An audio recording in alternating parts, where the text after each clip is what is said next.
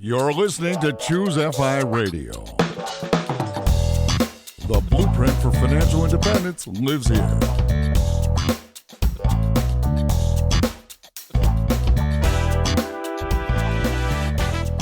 If you're looking to unlock the secrets to financial independence and early retirement, you're in the right place. Stay tuned and join a community of like-minded people who are getting off the hamster wheel and taking control of their lives in the pursuit of financial independence. Choose FI, your home for financial independence online.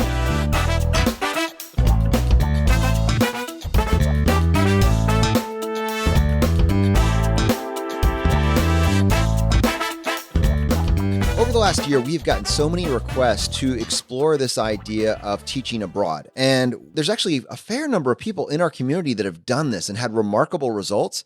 And we knew it was a conversation that was worth exploring. And this is actually a personal story for Brad because his brother Scott actually used this vehicle to propel him and his family to financial independence. And what's really cool about this is we were able to find Rob, who also has taken this path and used this vehicle as well, and is actually several years farther down the road than Scott, and can really add some of the nuance and flavor to this particular conversation. And to help me with this, I have my co-host Brad here with me today. How you doing, buddy?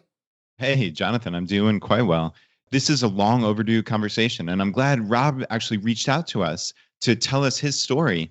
And when we heard international teaching, the thought went to my brother Scott. And what a cool idea it would be to get both of them on the show and give their backgrounds and their perspectives. And I think it's going to add a lot of flavor to the community as an option for people in their FI life and even on the path to FI. So with that, Rob and Scott, welcome to the show. Hey guys, thanks for having me on. And I'm hoping to share some tips that'll be helpful for your listeners that are pursuing financial independence.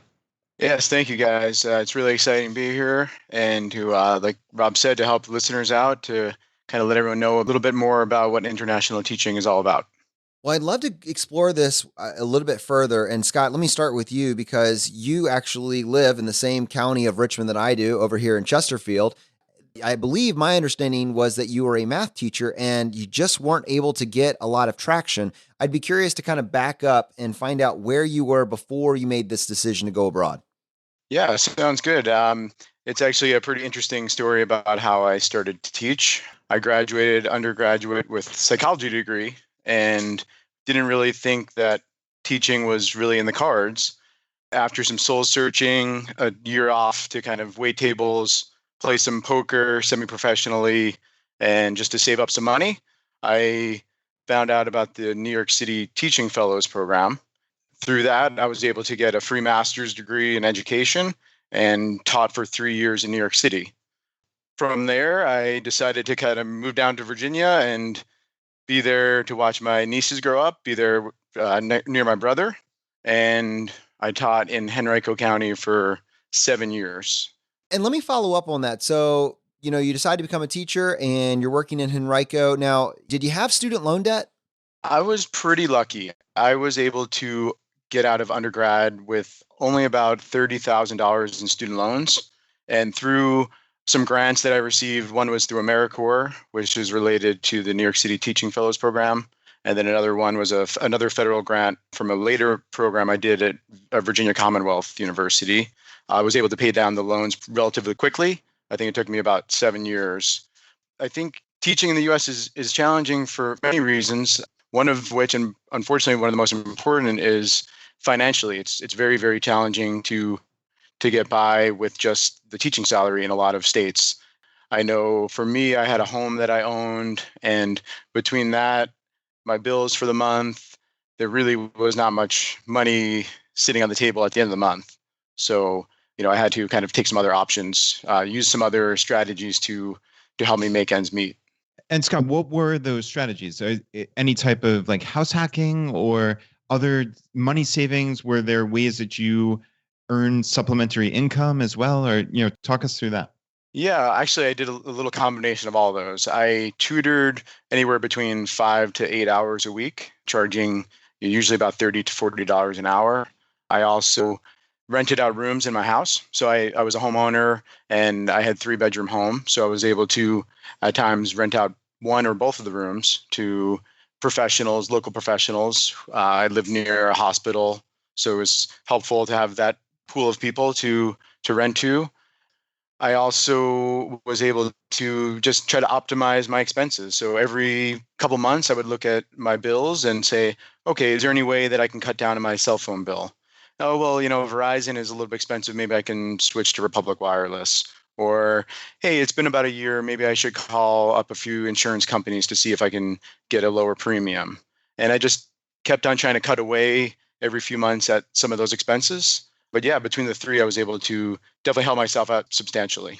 And frankly, this is kind of what a normal choice or a normal path would look like. You have an income and you figure out how you can either hustle and earn some stuff on the side, or you can focus on cutting your expenses and optimizing your finances. All of these are they're great choices to make, but they're kind of inside the realm of what most people would consider. And I want to say this just in the context of what both of you guys, including you, Rob, and I want to circle back to your story. What both of you guys ended up choosing was a radical change, a radical choice. I just want to set the frame that you didn't start with that. You did some of these other things. So, Rob, let me bring you into this conversation. Tell us a little bit about your background in teaching before you discovered becoming a teacher abroad. What was your backstory? Well, prior to teaching English overseas, I actually had never done any type of teaching at all. I had a professional career going along. I was a systems analyst up until around 2008, and I lost the job at probably the worst time. If you remember back in 2008, there was the financial collapse. And at the time of losing my job, I didn't really quickly ramp up to find another job. And so what ended up happening is it ended up turning into long-term unemployment. This was that time when no one could find a job, and like tent communities were popping up in California and stuff. I was doing a vigorous job search. Every week consisted of trying to find a job. I'd sit at a coffee shop and submit resumes to the career sites, and I just wasn't getting anywhere. And I was looking at every level of different types of jobs. I wasn't, too good for any type of job, but it was a tough time. And so it was at that point in time that I thought I need to think bigger. Like I need to think beyond just the US. Like, is there a job anywhere in the world that I could go? Through chance, I just randomly met someone that had taught overseas in Asia, and they told me they had a great time doing it. And I thought, this doesn't seem like the type of thing I would normally do, but I didn't have a lot of options. So I felt like this is worth giving a shot. And so I looked into it. Rob, how long was that period of joblessness? And what were you doing? Were you living on savings at that point? What did your life look like? At that point in time, I was on unemployment. I think a lot of the country was, but it was a long period of time. It was around the end of 2008. And before I knew it, it was, I think, around the summer of 2010 when I was really kind of freaking out about what am I going to do about my future. As far as getting by, I had unemployment, and I also do have rental properties. Like I've always been a saver and an investor. So I think I was sort of okay to maintain myself, but I was motivated to do more than just maintain myself. I wanted to save and invest, but I wasn't finding any opportunities. And one of the things that sort of happened is, I don't want to go off on a tangent, but once you've been out of work for a while, like once you've been out of work more than 6 months or so, you start to get discriminated against because there is such a thing as long-term unemployed discrimination. The job market kind of doesn't want you anymore because they assume that there was something sort of wrong with you. All right, Rob. So we're in 2010 at this point. So you're, let's say, 18 or 24 months into this period. And like you said, you have to start thinking big. Talk us through the actual process of moving overseas and teaching English abroad. I know you mentioned how you initially kind of found the seed for that idea, but there's a lot to get from here to there, obviously. Oh, yeah. Yeah, so what happened is I started doing research on what it takes to find a job teaching English overseas. There's some good resources out there. One of them is Dave's ESLcafe.com. I think it's like ESLcafe.com, and there's others out there. And what I actually found is, generally speaking, finding a job teaching English overseas in a lot of countries is actually easier because you usually get to skip over the process of, in America, we've got this complicated system of recruiting software where you have to go in and you have to upload your resume and create an account and fill out 100 questions.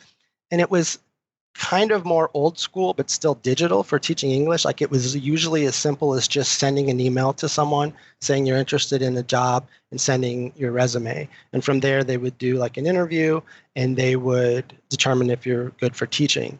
And so this is probably one of the big secrets of teaching English is the requirements as far as what it takes to do this. Generally, they're not that, the bar isn't that high.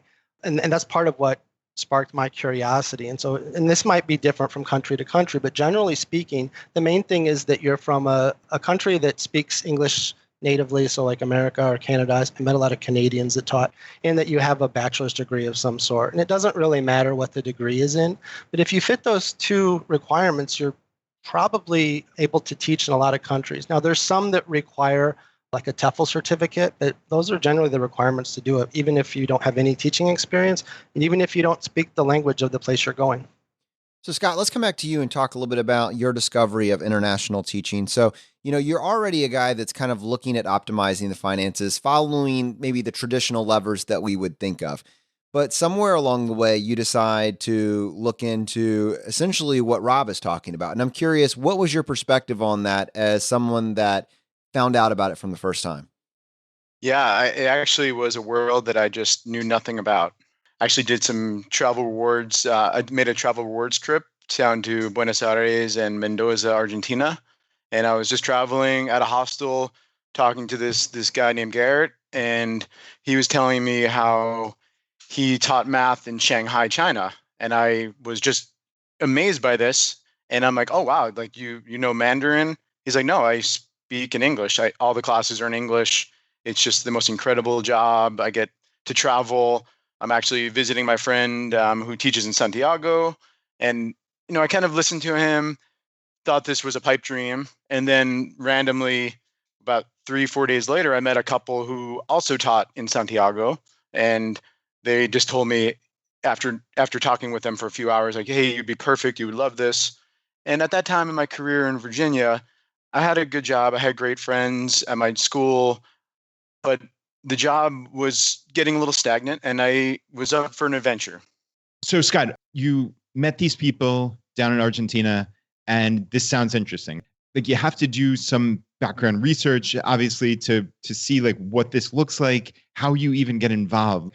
Are there companies that you sign up for? Are there job fairs? Like, do you fly down to the school in Chile? Do you fly to the school in South Korea and interview? Talk the audience through how you went about this and how, if that's the normal prototypical path. Yeah, well, I actually right away when I returned from the trip, I started researching international teaching because I knew virtually nothing about it. I found out that there were a few different websites. One is called Search Associates. Another one is called International School Services. Those are two of the big ones. And they pretty much act as headhunters. They help you find a job. They offer various different job fairs throughout the world. There are fairs in London, Dubai, Boston, San Francisco, Atlanta. And I actually signed up for a job fair in Boston that year, right around the Super Bowl. This is interesting, and this is kind of where I want you both to weigh in. It's interesting for me to think about the range of what teachers and professors make inside the United States. It can be anywhere from, I don't know, $30,000 or $40,000 a year at some levels to, if you look at professors in colleges, in some cases making well over $200,000. It's a pretty big spectrum. But, when you're looking at the middle school and high school level, especially here in Virginia, I know it's at the lower end of that range. Rob, when you were looking at the numbers for what teachers could make abroad, what were you seeing? What was the range of what you expected you could make by starting to go down this path? It varies considerably because it's going to depend on the country that you're teaching. But the country where I taught, Taiwan, to give you a specific number, it was around $18 an hour. But I think there's other things that you need to take into consideration when you do teaching, and that's the cost of living. There are a lot of opportunities depending on the school that you choose. So the school that I was working at for the first year, they actually gave you free room and board. You were really able to keep your cost low. The other thing is the hours that you work generally tend to be around 20 something per week. So it's a relatively light schedule. So with that light schedule and low cost of living, this is why I think it's really a great avenue for people that are interested in pursuing financial independence, because you can work what's essentially like a part-time job, make enough to get by and even save some, and then you'd have roughly 20 hours free per week compared to a typical 9-to-5 job where you could work on other pursuits. So Rob, this is fascinating. And I want to get more info from you. And I also want to kind of compare and contrast with the path that Scott took, because these are two totally different paths. I mean, obviously you guys are teaching abroad, but what you just described was really a part-time English teacher, right? And you're Mhm. getting paid per hour, as I'm understanding it. You're getting Correct. room and board, which is fantastic. Mhm. Talk me through, are there additional benefits that one should know about? Do the hourly wages vary? Like, have you researched other areas other than where you work specifically? Like, is there a general range per hour? Talk me through that, and then Sure. I want to send it over to Scott for kind of the compare and contrast with his story. Okay, sure. Generally speaking, it's going to go by country. So within a particular country, the range is going to, it might vary a little bit by region, but it's probably going to be in a certain area. So like for instance, for Taiwan, it's around $20 an hour. Now another country like Korea, I think might pay a higher wage. Other countries might pay lower. One benefit that I think is very relevant is the cost of healthcare as compared to like the U.S. And I can give you an example story. So I ended up having to take a trip to the ER room for a cut, and I went in there without any insurance and got stitches and got pain medicine, and the total bill coming out was like under $30. And I think in America that would probably be about $1,000 if you didn't have insurance. So generally speaking, just the lower cost of living is a huge benefit, in addition to the extra time that you have. And I'll throw out a tip that I think could be helpful for anyone that is looking to evaluate teaching in different countries. I guess I'm giving someone a plug, but the place where I got my TEFL certificate, there's a site called International TEFL Academy. And regardless of whether you decide to sign up with classes for them, if you just register on their site, they have sort of a big matrix spreadsheet that you can download that breaks it down for like every country, what the typical wages are, how much you can expect to save, and just generally what's required to be a teacher there. So for anyone that's looking and trying to decide which country would be the right country for them to go teach, it's a great tool. Yeah, that's fantastic. We'll definitely link that up in the show notes. And Rob, just one more, if you don't mind. So at this point, you're describing you had rental properties back home, and now you're in Taiwan getting $18 an hour, free room and board. Mm-hmm. What else does your financial life look like at this point? At this point, I would say it was kind of a breaking even, because I wasn't saving as much as I could have, because I was interested in traveling and sort of exploring. But basically, I ended up teaching and living overseas for about 3 years, more or less maintained. I didn't really lose money. I wasn't really able to save a whole lot and invest. And so that's what motivated me to return to the US. I lived there for about 3 years, from roughly about 2010 to 2014. And then I came back to the US and got back in the corporate world. Now, Scott, let's compare and contrast this with your experience when you were looking, because you made the decision, you did not end up in Taiwan, you're in Santiago, Chile. How did you look at the numbers, and what made Santiago the clear choice for you? Yeah, that's a really good question. I know at the job fair, there were some really wonderful schools that had positions open for math, for middle school math. And pretty much between the main three candidates, there were a bunch of different things I was weighing. The package, obviously, is super important, but also the quality of life. Santiago, you're near the mountains, not too far from the ocean. The other places were maybe a little bit more traffic, farther away from any kind of nature. So that was part of the process. But looking at the package is also really important, and a lot of similarities between Rob, but also a lot of differences. Many schools, and there's also a wide variety of international schools. And I know I'm talking more of the mid-tier to top-tier schools. A lot of them offer their employees some money to relocate, so a relocation bonus. That's very common in the industry. Also, most of the top schools offer some kind of housing. Either you get an apartment near the school, or they give you a certain amount of stipend for housing. Also, most schools give some kind of flight home after your initial contract is over, and then every subsequent year that you sign on for a new contract. And to go along with that, also, a lot of schools give some kind of re-signing bonus, because it is cheaper for the schools to re-sign an employee rather than having to go through this whole onboarding process with the new hire. Yeah, so I looked at that and knew that pretty quickly that I would be able to save a substantial amount of money compared to the pennies really that I was saving in Virginia. So between that and the quality of life and the adventure that I was willing to start, I knew for me it was just a really good fit. So Scott, it's important to note at this point that this is a totally different path than what Rob took, right? So you're a full-time teacher, right? This is a 9-month a year or thereabouts job. You're a middle school math teacher. And now, I guess, can you tell the audience, like, what is a quote international school? It is taught in English. Is that everywhere, or is that just where you are in Chile? And like, who are the students? Are these Chileans? Are they diplomats' children? Like, talk us through like what an international school actually is. Yeah, well, it really, again, varies widely throughout the world. I know my school and many schools are taught in English. There are some German schools, French schools, Italian international schools. The student body, most places, there is a large percentage of local students. A lot of times, because they are private schools, they're wealthier families.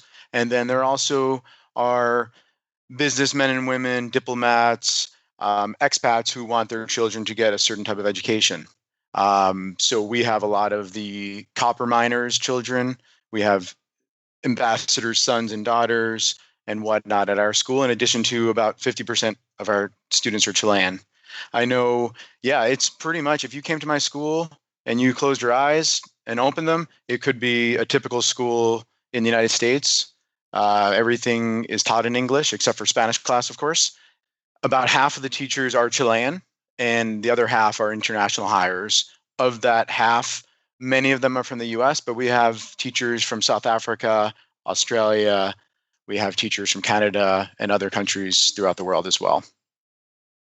So Rob described roughly the requirements to get a job teaching English as the path he went down. But talk me through, like, how difficult is it to get one of these jobs? Like, I assume it's fairly competitive. I know, obviously, you've described to me personally that these pay packages are significant. So I'm assuming just the law of supply and demand, like there's some competition for this. So talk people through like how competitive it is and what they can do to get a leg up.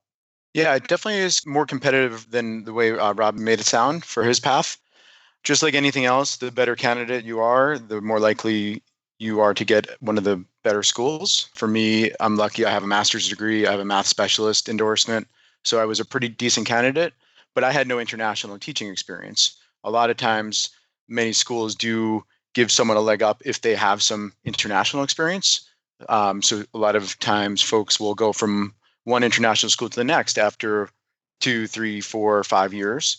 But obviously, there are teachers who, when they teach, just like myself, it was the first time they went abroad. And I think having at least 2 to 3 years of teaching experience in the US is vital.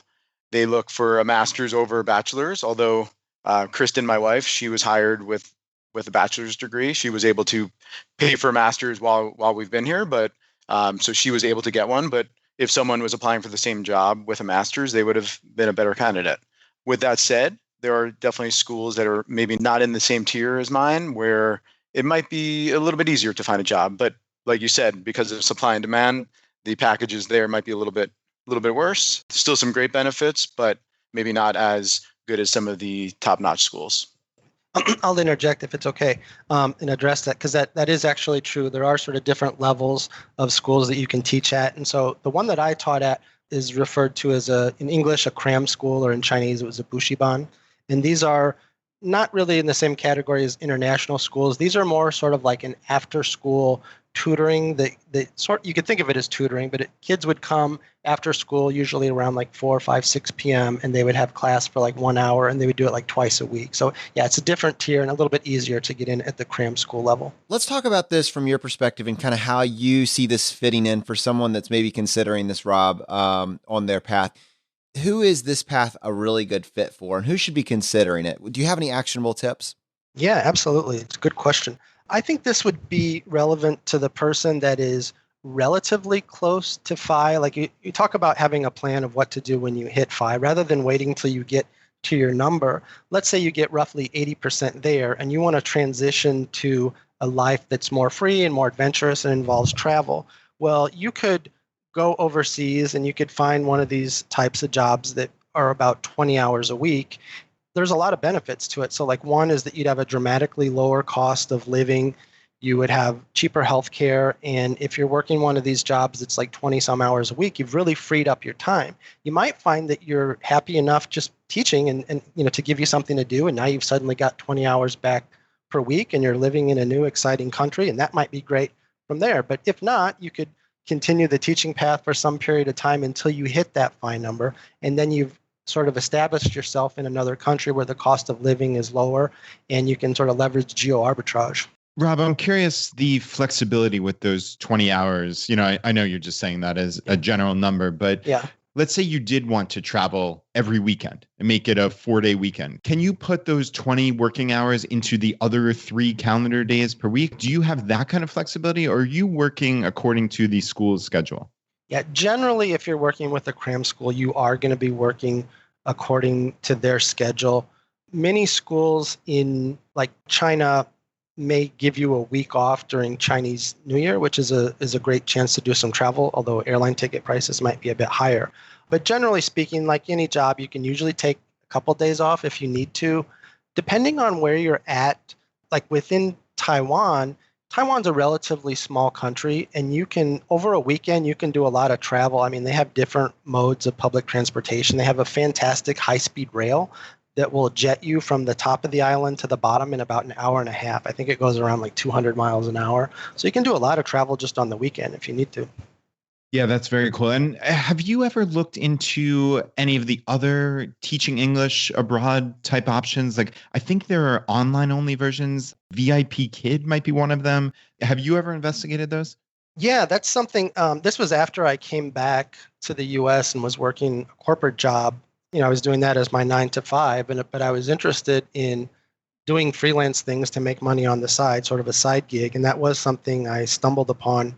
Yeah, there's schools that provide this, and you can work very few hours if you want to. It's typically going to be, because if you're in America, well, China's like roughly 12 hours ahead of us. So it's generally going to be your evenings might be their mornings. But it's a nice way to, make roughly 20 an hour again, and work a few extra hours a week and generate some side income. I did that for a small school that found me. And yeah, like you said, there's other big companies that are hiring that are doing that. Scott, I want to bring this back to you, and I want to talk a little bit about the economics of this choice that you made. And in particular, I think we need to go back to before you actually made the choice to leave, just kind of catch up to what sort of progress you've been able to make, because some of the actions that you had described already were pretty cool, and are things that we had discussed on this show. Had you gotten past broke? Had you saved up any significant amount of money before you left? Well, luckily, I had a very intelligent brother who showed me a compound interest curve when I was very young. And I did my best to always put money into my IRA, always, if I had any extra, put into a taxable Vanguard account. But I never got to that point where like the fire was burning slowly, but it really could not ignite fully. And I think by me moving to Santiago, I was able to pour some kerosene onto the fire, and in a couple of short years, really cut my path to FI substantially. Yeah, Scott, clearly I know how amazing this has been for you financially and personally, of course. But talk the audience through like the actual numbers of a situation, let's say with your school specifically, or maybe even another comparable international school, just so people know that this is not just your one particular school. This is not a 1 in a million type thing. These are the stats behind these top tier international schools. So talk us through roughly like your salary, any other type of benefits that are offered, and a savings rate that you're able to approach. Yeah, so before I left, I was probably saving maybe about 20%. I think roughly now I'm saving about 80% of my income, and my take-home pay is almost exactly doubled from my job in Virginia. And that also includes the housing allowance that I receive, and also that the taxes that I'm paying, the Chilean taxes, are at a lower rate than the Virginia and the federal taxes that I was paying in the US.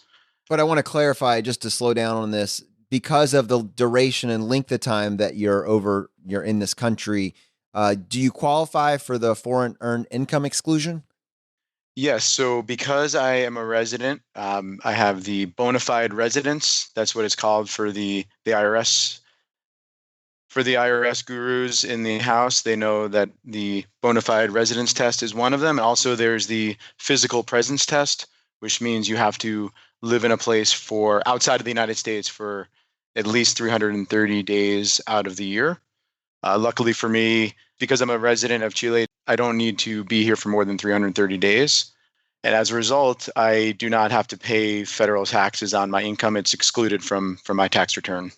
Although you are obviously paying Chilean taxes. Let me ask you an additional question on that, because I suspect that if I were to take a poll or a survey of your peers' savings rate that are also at this school, it would not be 80 to 90%. I suspect that, even among this group, that you are an outlier. How does one save, like practically, how does one save 80 to 90% of their income on a teacher's salary? Yes, I'm definitely an outlier in the community, although this savings potential at my school and many other international schools it's far more substantial than it would be in the US. Because of the salary and the fringe benefits you receive, it's definitely easier to have a higher savings rate. And many international schools actually tell candidates of what a savings potential is. And I'm not sure the exact number of what my school says, but I know that I'm saving approximately 2.5 times as much as they say that you could save. So yes, I'm definitely an outlier, but I think many of my friends at school are definitely doing a really good job saving as well. So what are you doing? Let's talk about that. Like what have you dialed in on specifically that allows you to get it up that high? Yeah, well, I think it's the same kind of things that I did in the US. I have a prepaid phone plan. When I first moved here, my school was very gracious and they helped us get a phone plan. It was roughly 30,000 Chilean pesos a month, which is about 50 US dollars. I found a prepaid plan that I switched to, and now I'm paying about 5,000 pesos.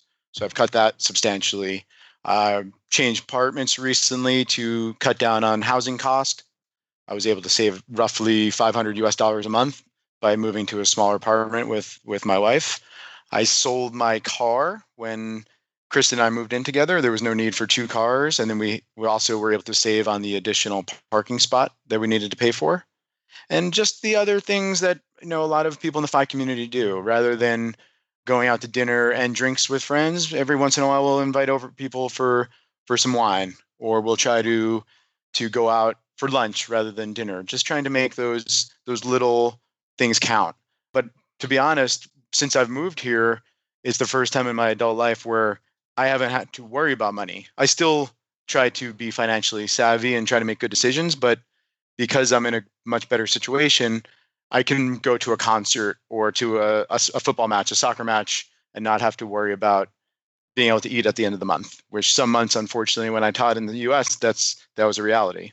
Yeah, I was just going to interject, and I was going to say a lot of the things that I think might be considered a little bit extravagant in the US, a lot of times when you're overseas, it's much more reasonable. So like one of the things I noticed right away is it was really common to go out to eat in Taiwan, like the other teachers and I. Like it was very common that like every night after teaching, we'd all go out to eat dinner, little restaurants. But the cost for that was typically around like $3 or $4. So going to little restaurants that were open, like it was almost just as cheap as just cooking at home.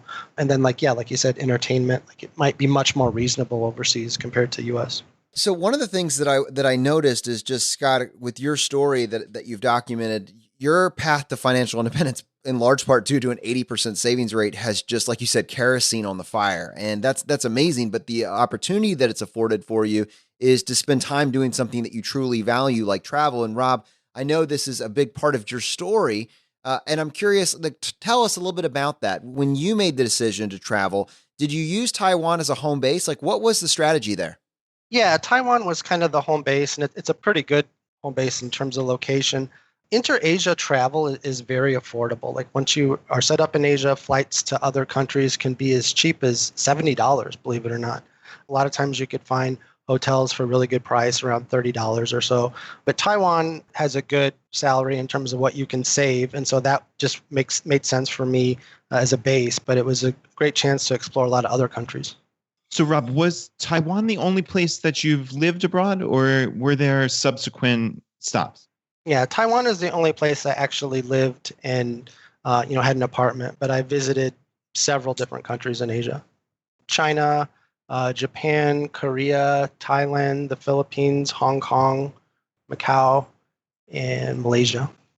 Rob, I know one of the things that you're passionate about is this idea of being able to be a digital nomad, being able to do your job from anywhere in the country, anywhere in the world. And so I'm curious, in your opinion, of all the countries that you visited, what is the sweet spot for digital nomads? It's a good question. I think you probably want to keep in mind places that have good, solid internet connections, and a low cost of living. One of the places that's very popular is Chiang Mai in Thailand. I've only visited briefly, but it's a great place, and it's very calm and peaceful and just very affordable. I've also heard good things about Bali, Indonesia, and there's others. I mean, you pick the continent, and there's places like I think Costa Rica is a good place, but you basically look for a place that has good affordable healthcare, a nice climate, and a low cost of living. And there's all kinds of spots that are great to set up. Scott, for you, let's just talk about this for a second because the benefits, in your case, the benefits far exceeded the financial when it came to this decision to move to Chile. Let's talk about what this choice meant for your actual life. Well, things changed pretty quickly because my first day in Santiago, I met a wonderful woman named Kristen, and she is now my wife. We got married in September in Virginia, and right away, things changed. I went from being a single man to quickly dating, engaged, and subsequently married. And now you guys are on this adventure together. And I know that she is willing to kind of go with you on this global travel. Like, tell us about your plans. What do you guys want to do? Well, I'm really lucky because Kristen actually, she taught in South Korea and Seoul, and then also in Munich, Germany before moving here. So she has a little bit more experience than I do in the international teaching world.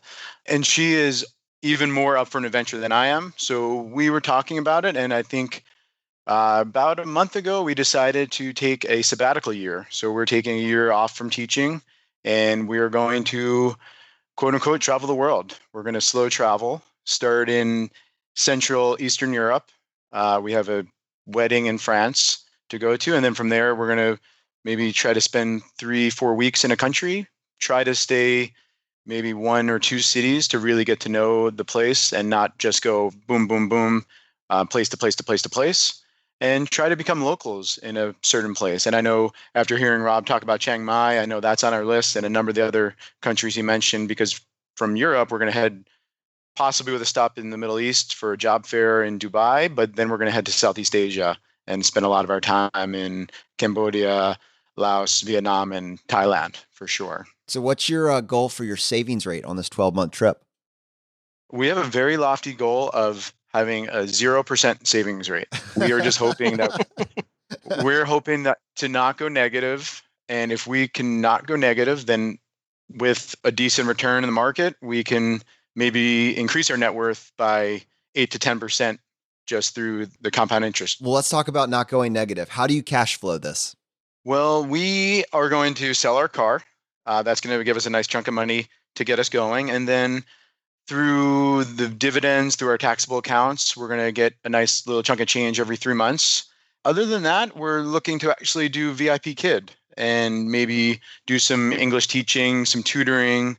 Kristen actually loves dogs, and she is going to try to dog walk and or dog sit while we're in Asia. We're also going to try to house hack. There are house sitters. I think the website's trustedhousesitters.com, where you can meet up or match up with a certain couple who are going out of town for a week, 2 weeks, a month, and you get a free place to stay, and then they have someone to watch their animals for free. So it's kind of a nice win-win, I'll scratch your back, you scratch my back relationship. And hopefully between those and with some hotel brands that we'll be able to also plug in some of the gaps with hotel nights, and then some of the longer haul flights we'll be able to use points for. Yeah, and I just wanted to jump in that Amy and Tim Rutherford in episode 79, they mentioned that trusted house sitters, and yeah, they absolutely love that service. So yeah, it sounds like a real interesting option to, like you said, essentially house hack by staying and watching people's animals and living in their homes. So it's a win-win relationship. So you're living in Chile. You each have these amazing jobs. Your savings rates are phenomenal. You're on this expedited path to FI, and yet you're leaving it. You're leaving your jobs and taking a year around the globe. That's not a choice made lightly. Talk me through the decision. Was there a thought to say, oh, we'll just stay 3 or 4 more years and truly get to FI? How does one make that decision? And I just want to point out for our audience that Brad's mom is a listener of this show, and she is leaning into this question. That's a lot of pressure I have on me now. Yeah, it wasn't a decision we took lightly because we're in a great position here. We're in a wonderful school. We have wonderful friends. It's a beautiful country. There is nothing that is pushing us out of this place. It's all pull factors. So we're young. We want to see the world. We also want to teach somewhere else. And I think our plan, in addition to getting to know these particular countries, we're also being very systematic. We're going to go to Hungary, we're going to Dubai, we're going to Bangkok, to Singapore, to countries that have wonderful international schools, and subsequently, hopefully, make some connections and maybe have our next jobs lined up for us before too long. And I think for us, there's that tendency to say that there's always next year, one more year. No, we'll be good, we'll be comfortable in one more year. And then you look backwards, and that's 20 years ago. And we didn't want that to happen. We wanted to see the world, explore, have that adventure and see where it takes us. And knowing that because of some good decisions we've both made over the past 4 to 10 years, really, that we're in a place where worst comes to worst, we have to take a little bit of money and we go a little bit negative, but then we have an adventure of a lifetime. The downside is not too much, and the upside is there's a large upside for sure. When you're there are unexpected opportunities that will show themselves. And so I would be optimistic on the outlook for things like beyond doing things like dog sitting or dog walking. Crazy things can happen. When you're overseas, sometimes you stand out a little bit. And some of the things that I've seen, opportunities that have happened for other people are acting gigs, like in a commercial. That type of thing can happen. A friend of mine went overseas and he met someone that was running like an Airbnb hostel. And they, the idea of having an American there that could be sort of the American face for people that speak English and kind of helping to facilitate and running the Airbnb, they offered him a job. Like, you never know the opportunities that'll present themselves when you go abroad. That's awesome. That's a really cool idea. And I can imagine there's a ton of variations of that. Rob, let's talk about you, man. You're back inside the United States. I know that one of the things you're passionate about is you write at your blog, which is gettingcanned.com. Tell me a little bit more about this. What is it that gets you excited? What is one of your favorite things to talk about? Like, what are you doing now? Yeah, so right now, I actually just wrapped up at another job. So I had a contract position that was originally 3 months and it got extended to 6. And so I've been working about 4 years in the corporate America, pretty much the entire time with the pursuit of financial independence. And I've made some strides. And I think I'm at the point now where I just really need a break from corporate life. And so the next step for me is actually I'm heading out back to Taiwan next week. So I've wrapped up at my job, and you got me at an interesting time. So like right now I'm sitting in a studio apartment that is like virtually empty. I've sort of done the, kind of dramatic proverbial sold everything I own, and I'm going overseas with sort of it's a little bit indefinite what is going to happen. I'm going to see what I can do. I've got, rental properties for some income there, and I'm going to try my hand at freelancing or maybe teaching on the side, doing what I need to do and do some travel. So I'm excited to kind of take the next step towards financial independence. I wouldn't say that I've really hit my number, but I've made enough strides where it's time to start taking charge of my life and seeing what I can develop. Guys, this has been so fantastic. All right, let me just take a second and find out for our audience how they can connect with you. Rob, what is the best way if someone wants to find out more about your content and your story? What's the best way for someone to reach you? Sure. They can just go to the website, gettingcanned.com. And I'd really be interested, anyone else that has dealt with job loss, and if they'd like to tell their story, they're welcome to talk to me and I can maybe publish something. Awesome. And Scott, for you? Yes, I actually just started a blog website. It's called www.internationalteacherslife.com. internationalteacherslife.com. And we will have both of those linked up in the show notes. Now, on most shows, that would be the end of the episode. But guys, on this show, we would love to give you the chance to tackle the hot seat. Are you ready for this? All right. Oh, yes. In a world drowning in debt and rampant consumption, trapped by the chains of lifestyle inflation, these questions highlight the secrets of those who have broken free. Welcome to the Choose FI Hot Seat.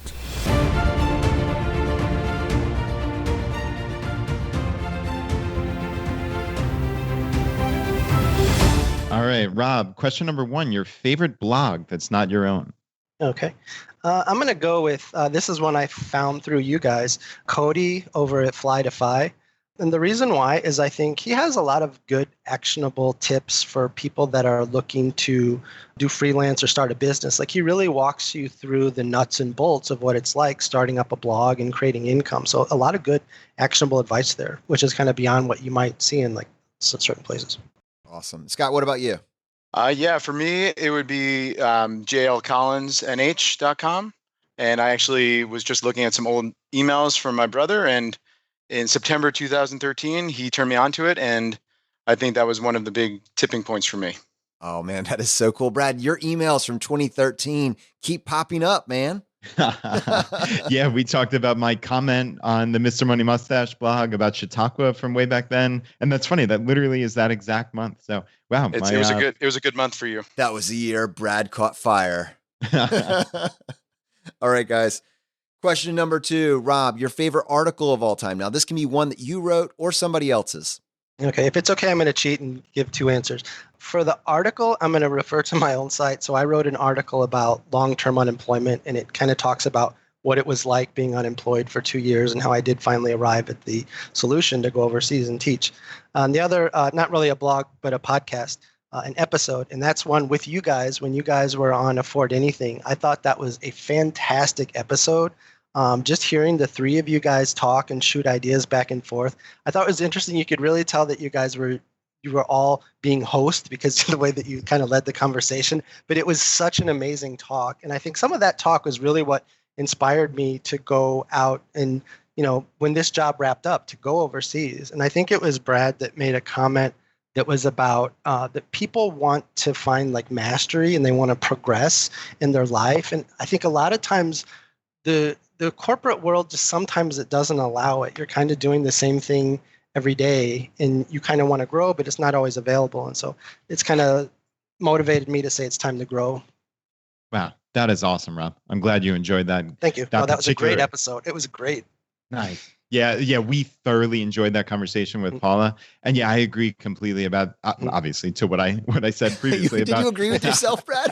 I do agree with myself. It's just agreement all the way down. Yeah, that's a very wise man. No, but in all seriousness, achieving mastery or like progressing towards something. It's not even about the mastery, right? It's about that journey and the progress to just try to get a little bit better, but even just to have that in your life just means something, because I know my job previously, it was the epitome of the hamster wheel. I had tax deadlines that just would come like clockwork every March 15th and April 15th, September 15th. It was Groundhog Day all over, and there was no progress. Yeah, I've always felt like if every day is a carbon copy of the last day, like you've got to do something to change your life. Totally agree. Yeah, without a doubt. And Scott, hey, favorite article of all time? That's a tough one. I would go out on a limb and say, not that anyone's ever said this before, but The Shockingly Simple Math Behind Early Retirement by Mr. Money Mustache. I think for me, this article, it just kind of smacks you in the face and shows you that, hey, by increasing your savings rate, you're decreasing the number of years you have to work. Now, if you want to keep on working, that is wonderful. But by increasing that savings rate, you're also in turn saying that you don't need as many expenses because you're living off of less money. And it's very simple when you look at it in retrospect, but you need someone just to, like I said, smack you in the face and kind of show you that. And he did a very good job of doing that for me. Well, and Scott, just to be fair and just to highlight this for a second, you took it to heart, man. I mean, I'm impressed by you. Your brother was when he told me what your savings rate was, I got to tell you, the smile on his face as he was telling me what his brother's savings rate was, it was contagious, and you have just totally crushed it. And I'm excited for you and what it means for you and your new family. It's a really exciting story. And one thing that I'm obviously proud of the savings rate, but the fact that Chris and I live a very normal life. And if you came to our apartment, you saw us out on a Friday night, you would have no clue. And we've traveled to, I think, 15 countries since we've met each other. We don't stay in roach motels. We do a lot of things and we enjoy life. And for me, that's the most important thing. And yeah, as a nice benefit, we also have a great savings rate. But the fact that we're really enjoying and thriving right now is what's most important. Yeah, absolutely. All right. Well, let's just come right back to you with question number 3, your favorite life hack. Okay. I right now have about 7 different Post-it notes in front of me, and my life hack is making to-do list. And I use virtual ones on either Evernote or OneNote. I use physical ones, and something about putting it all out there, the things you need to do either in that day, that weekend, that week, that month, it just motivates me substantially. And I like getting things done. And I like that feeling, that sense of accomplishment when you actually cross something off the list. And it makes me more productive. I was joking around with my students the other day that sometimes if I'm having, a bad day or a bad morning, and I just feel like I'm kind of being a little bit of a sloth, I will actually make a to-do list and put some things that I've already accomplished for that day and cross it off, because it shows me that, hey, you've actually done a lot today. And it kind of motivates me to get out of that funk, to get out of that mood. Yeah, Scott, I totally hear you. And of course, my love of Todoist, the actual app Todoist, is well documented here at Choosify. That has changed my entire life. Just having these recurring tasks in there, it just makes my brain so much clearer. Like I don't have to think about these things. And also, like you said, there is that sense of accomplishment when you're crossing things off. So for me, it has that double benefit. So if you haven't already looked into Todoist, I highly recommend it. Choosify is going to get an award for the biggest free promoter of Todoist ever created. They're going to get a weekly mention. That's awesome. Hey, Rob, same question for you. Favorite life hack? Okay, sure. I'll give you a traveling hack. If you're going to another continent, a lot of times you can get to your destination much cheaper if you just find the cheapest ticket to that continent. So what I mean is, like if you're trying to get to Taiwan, it might be $1,200 to get there. But if you first go to Hong Kong, like for instance, a lot of times you can find tickets for like $600. Then once you're in Asia, inter-Asia flights are much cheaper. So you can probably get there a lot cheaper. So just get to the continent first and then get to your final destination. Ooh, this is a cool one, Rob. I want to hear more. Yeah. Are there any hubs that you found in particular that you can pass along? Like any particular airlines that you found once you're in Asia? Like talk us through this. Sure. I've found Google Flights to be pretty good for finding good prices on flights. Once you're in Asia, there's a lot of smaller airlines that have very affordable tickets. And like one that stuck out in my mind, this kind of blew my mind, but like when you were in Taiwan, there was an airline called Cebu Pacific, and you could literally buy flights for like, I think $40 or $50 into the Philippines one way. So round trip was, maybe $70, like unbelievably affordable. I mean, it depends on where you're going, but a lot of times you could find inter-Asia flights for around $100 or $200. So it makes it easy to travel within Asia. This is a really big life hack. I got to put that one in the toolbox, man. That's really cool. I might be using that in the next year for sure. Yeah. So what you do is you figure out where you want to go, and then figure out once you get into that, look for flights everywhere. So in other words, like for me, like I'm going to Taiwan soon, but rather than necessarily looking at Taiwan, look all in Asia and find the cheapest flight to get to Asia. Let me just ask you one follow-up on that, just for the individual that's maybe not accustomed to maybe the more leisurely, slow travel approach. In your mind, are you having an overnight hop? Is it a 2-hour flight? How does the individual that's not thinking about this as an intra-Asia flight, maybe they're looking at it from outside the United States, do they try to stack those flights really close together or plan on getting an Airbnb? Just like, is there any extra details that you could give our uninitiated?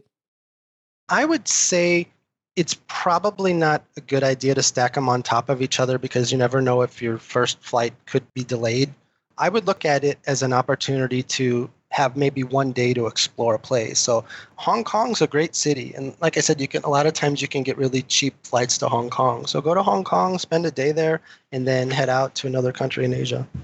Yeah, that's very cool. And I know you can probably use a very similar strategy with Europe, and maybe Scott can chime in with South America. But in Europe, there's Ryanair and EasyJet, amongst others, that you have those similar, very, very inexpensive hops. So yeah, the argument would be get to Europe as inexpensively as you can, and then you have hundreds of different destinations with Ryanair or EasyJet. Exactly. All right, Rob, let's start with you. Question number 4, your biggest financial mistake. This was difficult to have to think back on this. The biggest financial mistake actually might be buying real estate. Not too long after I graduated college, I bought my first condo that I lived in. And then within a year or two, I bought a rental property. And for the subsequent years, I saw the prices rise and I thought, wow, this is really easy to make money on real estate. And then 2008 happened and the market collapsed. And so both of the condos that I own now, they're now both rental properties. They've barely made it back to what I bought, the price that I bought. And so financially speaking, number wise, like they make an okay profit as far as income, but as far as the asset price, there just really wasn't appreciation. So I look at it and I think if I could go back and just put that in VTSAX, I'd probably be better off with a lot less headache. But it's still been a great experience being a landlord, and I've learned a lot from it. Scott, same question to you. Your biggest financial mistake? Well, since Rob stole my answer, I'm going to have to change it. No, I'm just kidding. Sorry. Just a joke. I'm sorry. Just a joke. No, I think for me, honestly, college was probably the biggest financial mistake. I was very lucky that my parents were able to save up a nice amount of money for me to attend university. And, in my 17, 18-year-old mind, going to the best school that was the most prestigious was the only thing that mattered to me. It didn't matter how much it cost, where it was, just to have this fancy school was the only thing that I really cared about. At that point, I did really well in school and had really good standardized test scores. So I could have applied for some scholarships and some grants and probably received full scholarship to some of the schools that were in New York, in the state of New York, the SUNY schools, or elsewhere around the country. And it wasn't even on my radar. And instead of being negative, 30,000 in the hole, I could have left university with a 4-year degree and had a positive net worth of over $50,000. And that's a pretty big swing. And luckily I was able to pay that debt off relatively quickly, but it could have turned out much, much worse. Yeah, I think you and I both kind of screwed up on that. I'm not sure why we had that thought process. I think I probably did it slightly more optimized than you, but it's basically the same mistake. So obviously we did not come out with a ton of student loan debt in the whole cosmic scheme of things, but yeah, there was a lot more optimized version for sure.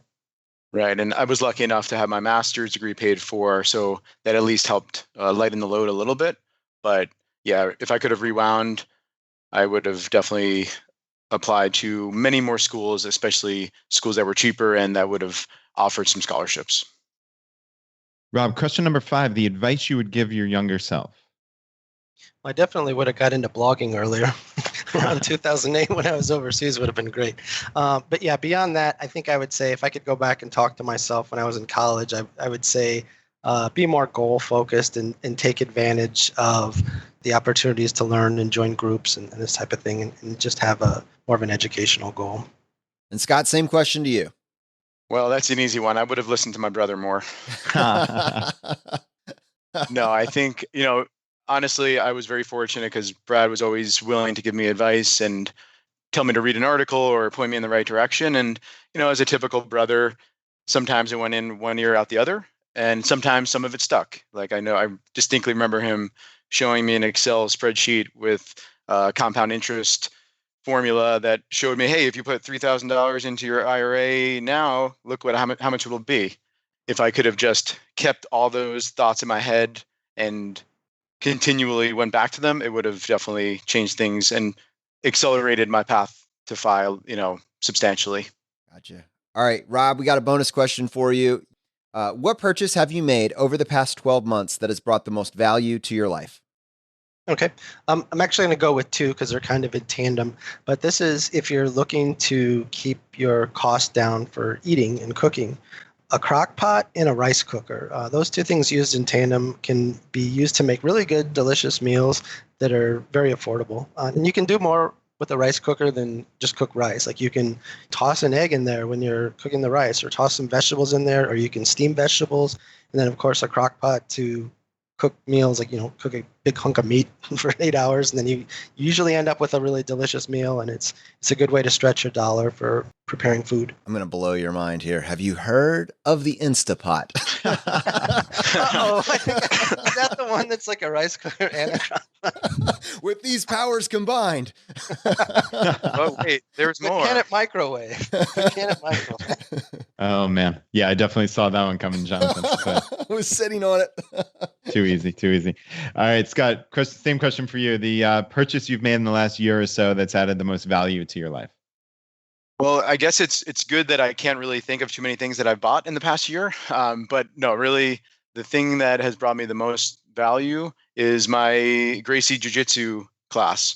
I signed up for a year membership in March, and I have not only joined a community, become healthier, learn just wonderful techniques, but have just everything about it I've enjoyed, and it has become a passion of mine, and it's something that I really truly hope to do for the next 5, 10, 20 years of my life. And it's also great that I can share that passion with Brad as well. Hopefully when I come back to the States, I can show him a couple arm bars and some chokes, and if he taps, that's okay. If he doesn't, either way. But I think that for me, that's been the best thing that I've bought in the past year or so. Rob, thank you so much for coming on the show. Thank you very much. I appreciate you guys having me on. Scott, thanks so much for coming on the show, buddy. Thank you, guys. It's really been a blast. Brad, what a treat to have Rob and Scott on the show. And in your case, really see this come full circle for your family, man. I know one of the things early on when me and you started that you were excited about was how these ideas had captured your brother's attention as well. And this is something that you guys really got to communicate about because you had this in common. And I know how personally me and you find it so easy and fun. It's one of obviously our preferred thing to talk about, but for you to have this in your family and now to see this make his life so much better, that's got to be the ultimate gift. Yeah, it's truly amazing what he's done over the last just 4 or 5 years. And to have gotten married to this wonderful girl, Kristen, and they're on this adventure of a lifetime. Like it's so cool. I'm really, really proud of him. And I'm glad he was here to highlight this international teaching perspective. And also then to compare it to Rob, who taught English abroad. I think these are two of the main paths you can take if you want to teach elsewhere in the world. And it was just really cool to have both of them on the podcast at the same time. So a huge thanks to both of them for being here. To our audience, if you got value from today's episode, if you've been getting value from the episodes up to this point, just take 1 second and press the subscribe button on the platform you're listening to this on. It just lets the providers know you're getting value from the show and you want to be here when we produce additional content. If you want to support us and what we're doing here at ChooseFI, here are 4 easy ways. 1, leave us an iTunes review. To do that, just go to choosefi.com/iTunes. 2, use our page to sign up for travel credit cards. If you want to travel the world with miles and points instead of your hard-earned dollars, then just go to choosefi.com/cards and get started today. 3, if you're working on the milestones of FI, set up a personal capital account to track your progress and use our affiliate link. It's completely free and just go to choosefi.com/PC. P as in Paul, C as in cat. And 4, and most importantly, find your friends, coworkers, and family members who might be open to this message and tell them about the podcast. Have them start with episode 100. It is a fantastic starting place. All right, my friends, the fire is spreading. We'll see you next time as we continue to go down the road less traveled. You've been listening to Choose FI Radio Podcast, where we help middle-class America build wealth, one life hack at a time.